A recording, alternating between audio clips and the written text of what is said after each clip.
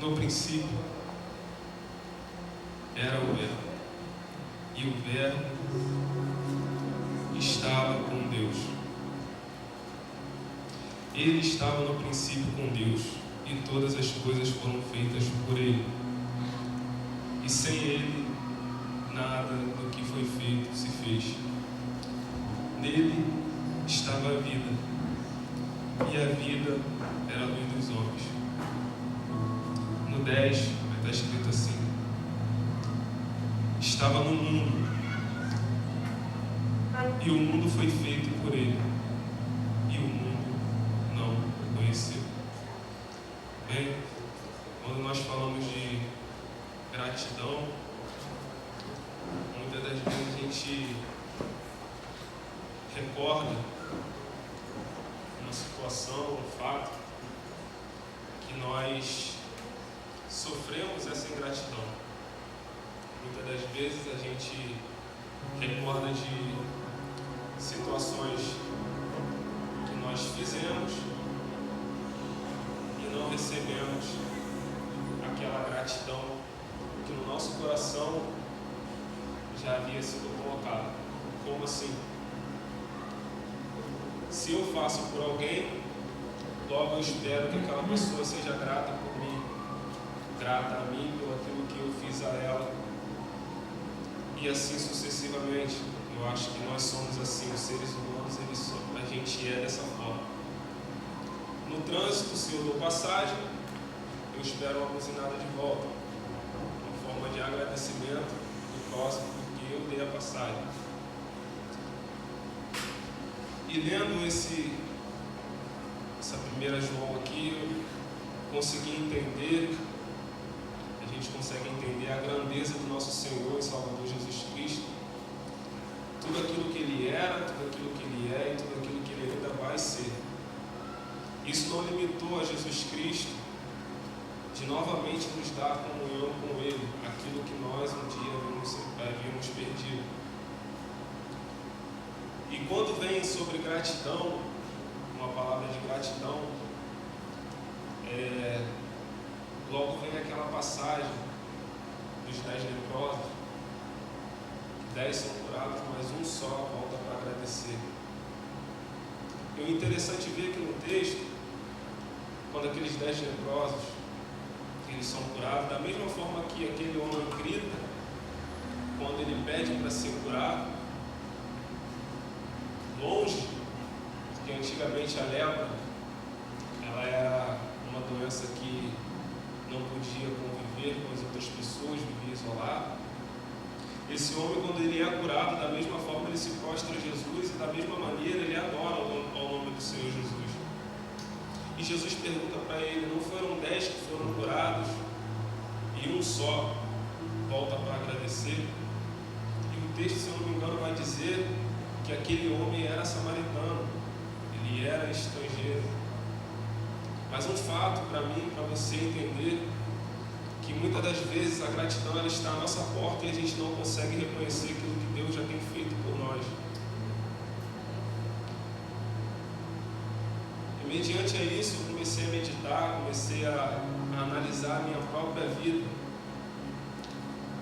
Porque é fácil dizer que um homem na Bíblia ele foi ingrato, que a humanidade na Bíblia ela foi ingrata, com o nome do nosso Senhor Jesus Cristo, por tudo aquilo que Jesus fez, por tudo aquilo que Deus fez no Antigo Testamento. É fácil olhar hoje e dizer que aquele povo no deserto era ingrato.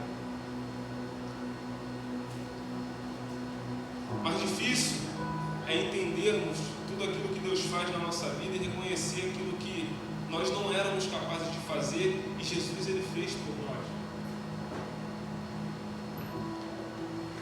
Aí me vem a pergunta à minha mente: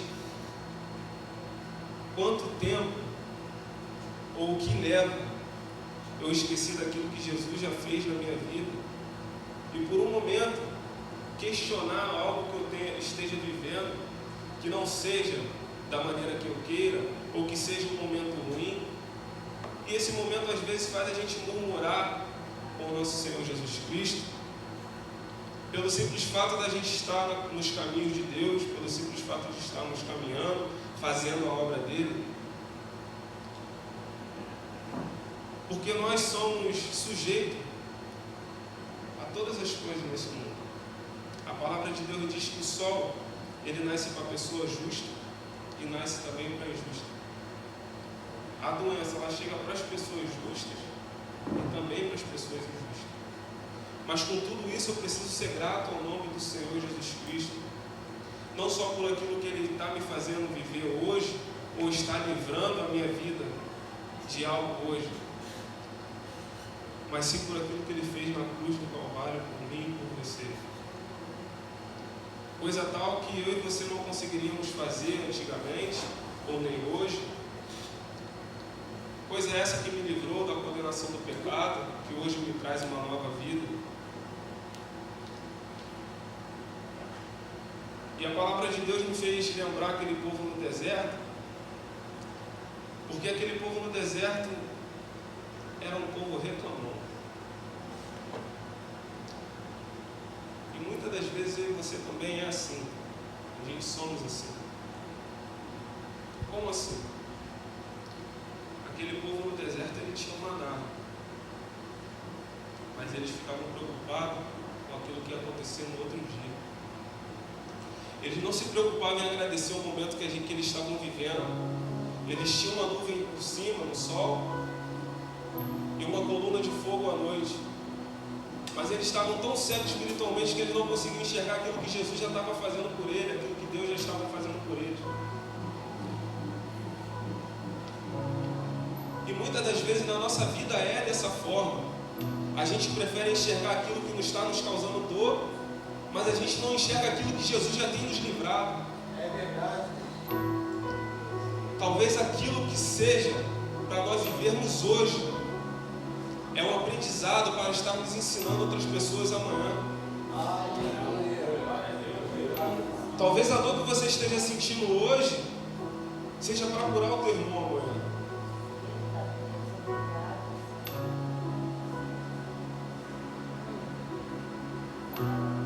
E a palavra de Deus é assim. Ela dia após dia ela nos estuda. Se hoje eu leio esse texto e tenho uma revelação, amanhã quando eu ler novamente eu vou ter outra revelação. Porque a palavra de Deus ela se renova dia após dia. E precisamos entender que a misericórdia do Senhor ela não tem fim sobre a minha vida e sobre a sua vida. Se a misericórdia dele não tem fim, quem sou eu para murmurar aquilo que está acontecendo na minha vida hoje? Basta somente confiar. Confiar talvez seja uma das questões que nós cristãos às vezes pecamos muito. Eu estou falando por mim. Esses dias pela manhã eu vi uma frase no status dizendo assim, mais ou menos assim: se você orou, por que você ainda continua preocupado? Para quem nós temos orado? Quem é o nosso consolo? Quem tem sido o nosso socorro bem presente na hora da angústia? Em quem nós temos depositado a nossa esperança? Será que aquilo que a gente leu, aquilo que a gente aprende, seja somente da boca para fora, para o coração ele não entra? A palavra de Deus diz: não sou filho do homem para que minta, e muito menos filho do homem para que se arrependa. Ponto. A palavra de Deus diz: aquele que tem a fé do tamanho do grão de mostarda, meu Deus, se eu acredito, eu confio. Mas se eu não confio é porque eu não tenho acreditado.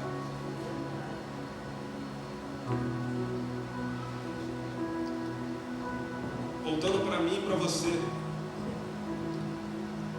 porque o maior foco dessa mensagem vai ser eu e você.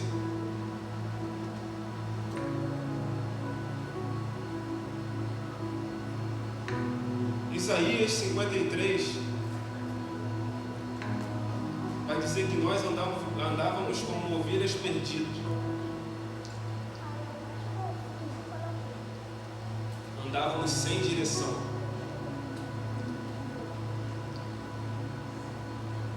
Andávamos desgarrados. Um ia por ali, o outro ia por aqui.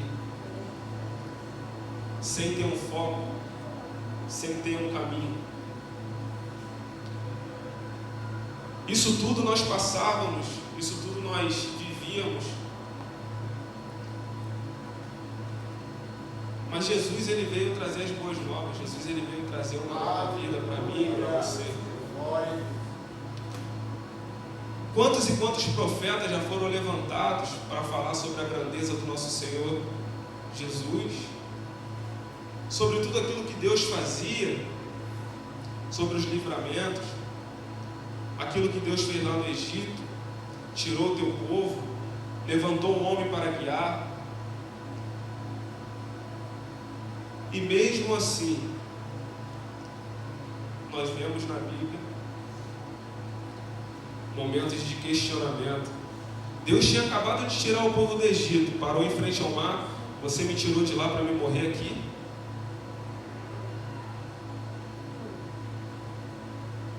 Às vezes é uma coisa contraditória.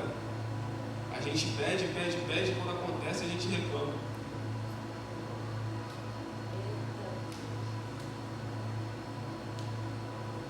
Senhor, nos livra desse cativeiro, tira-nos daqui, mas quando chega o primeiro aperto no processo, a gente reclama. A gente esquece de agradecer aquilo que nós vivíamos antes, estamos vivendo agora, e não olhamos para aquilo que Jesus, aquilo que Deus já tem falado a nosso respeito. Esquecemos que com Cristo somos mais que vencedores. Muitas das vezes a gente esquece isso. Então Deus, ele age, Deus, ele livra, o povo volta novamente ao seu lugar de cativo, e Deus liberta novamente. Deus envia homens, profetas, pessoas são tiradas dos cativeiros, são libertos novamente. E na hora de agradecer, pesa.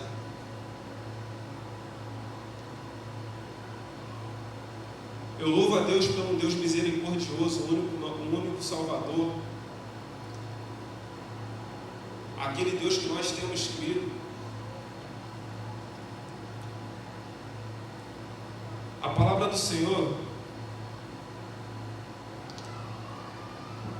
em Isaías 43, 13, vai dizer assim: ainda antes que houvesse um dia, eu sou, e ninguém há que possa fazer escapar das minhas mãos. Operando eu, quem impedirá?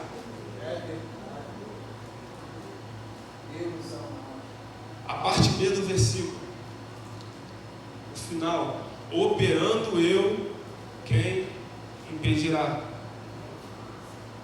Mais uma vez, para ficar gravado na minha e na sua mente: operando nosso Senhor Jesus Cristo, operando nosso Deus, quem impedirá?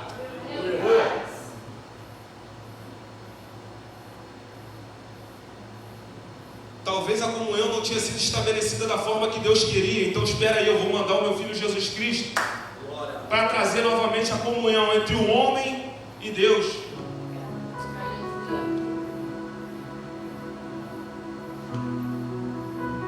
Talvez eles estejam reclamando porque ele não sente ainda a presença do Espírito Santo. Mas espera aí, Lucas. A partir de hoje você vai ter a presença do Espírito Santo, Jesus.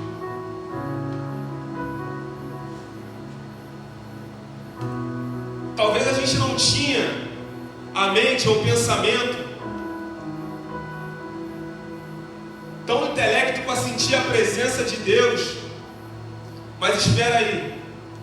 Eu vou rasgar o véu de cima a baixo para ter comunhão novamente.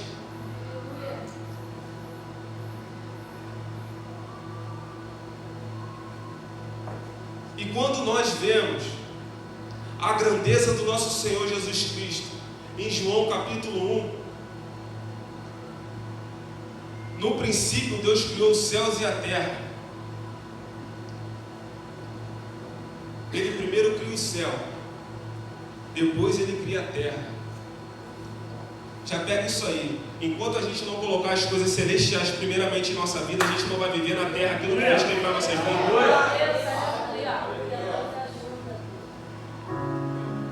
Primeiro eu entendo o que vem do alto, depois eu vivo o que Deus tem na terra para mim.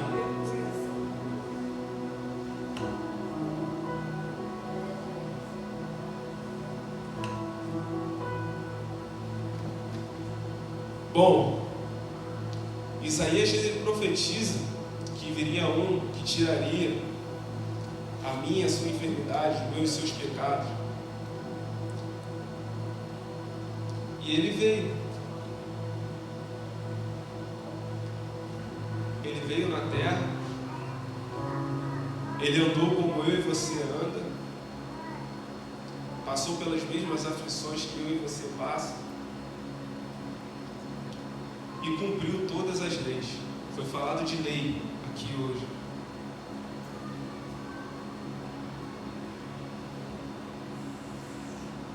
Se vivemos pela graça, foi porque Jesus ele conseguiu viver a lei. Ele conseguiu vencer. E ele sabia que eu e você não conseguiria passar por isso tudo, e por isso liberou a graça sobre a mim e sobre a pessoa. Aleluia! Graça essa que foi revelada numa cruz do Calvário. João capítulo 19, no 30, vai dizer que Jesus fala assim: está consumado.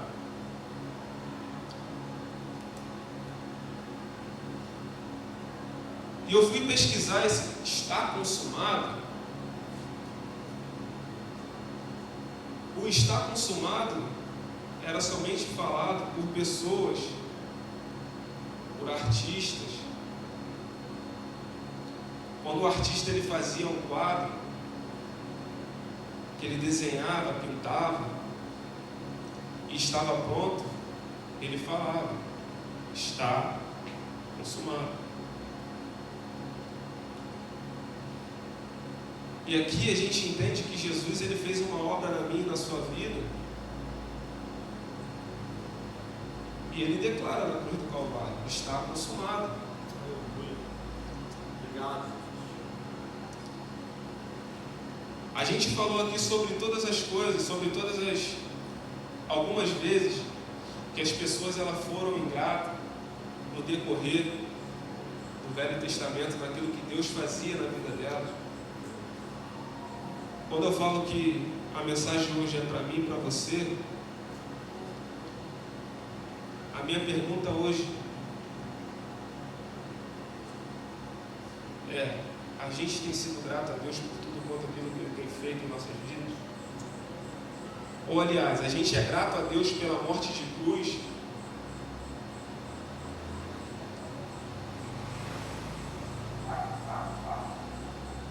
Talvez ser grato a Deus é igual o presbítero Lucas falou aqui.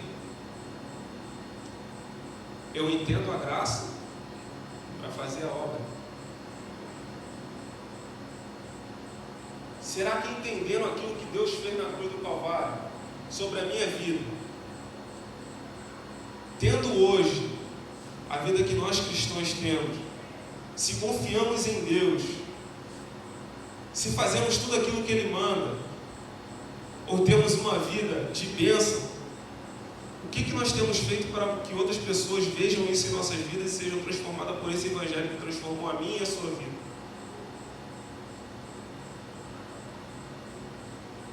Ser grato, muitas das vezes, não é você pedir um obrigado, não é você agradecer, mas é você viver a gratidão. Talvez viver a gratidão seja o mais importante. Porque falar de ser grato, a gente fala da boca para fora. Mas transparecer a gratidão é outra coisa totalmente diferente. Você quer ver isso? Eu te mostro. Paulo, antes de ver Jesus, antes de ter um encontro com Jesus, ele era uma pessoa, entendeu o chamado de Deus na vida dele, passou a ser grato, exerceu o Evangelho, salvar vidas. Pedro andou com Jesus, negou Jesus. Jesus falou para ele: a partir de hoje você é pescador de homens, Pedro. Pedro voltou a pescar peixe. Depois de um novo encontro com Jesus, apacenta minhas ovelhas. 5.000 almas para Jesus.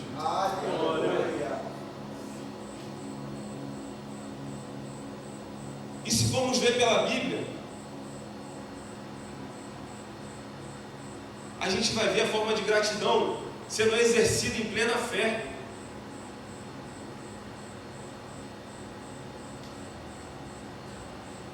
Fazendo aquilo que Jesus mandou nós fazermos, ide e pregar o Evangelho. Talvez seja a forma mais grata de nós demonstrarmos a Deus aquilo que Ele já fez na cruz do Calvário por mim e por você. A Vilmara trouxe um momento que nós passamos, que o Luquinha, ele tinha febre, ficava ruim, e aquilo ali foi me angustiando, levava no médico, o médico falava a mesma coisa.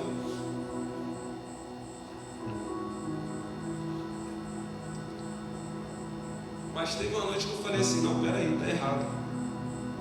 Está errado. Você não está errado.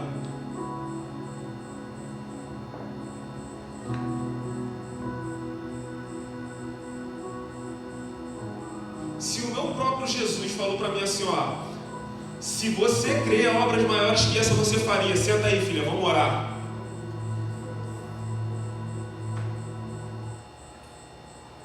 E depois de ter orado, eu senti a presença do Espírito Santo falando assim: ele está curado, mas seja mais grato pela vida que você tem. Seja mais grato por tudo aquilo que Deus tem feito na tua vida. E pare de ficar preocupado com algumas coisas que acontecem. Talvez a gente se preocupa tanto com alguma coisa que não vai nos levar a nada e esquecemos de viver aquilo que Deus tem para nossas vidas.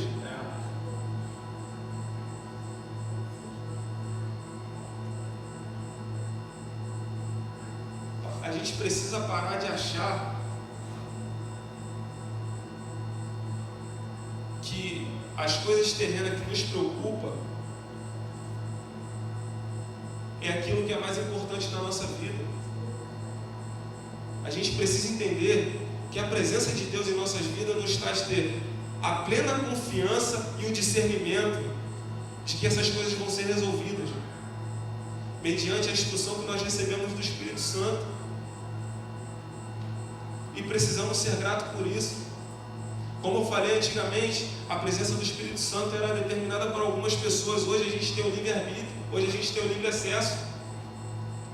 Hoje a gente sente a presença do Espírito Santo indo trabalhar, indo estudar, em casa, fazendo comida, varrendo a casa. A gente sente a presença do Espírito Santo. E Ele responde os nossos pensamentos.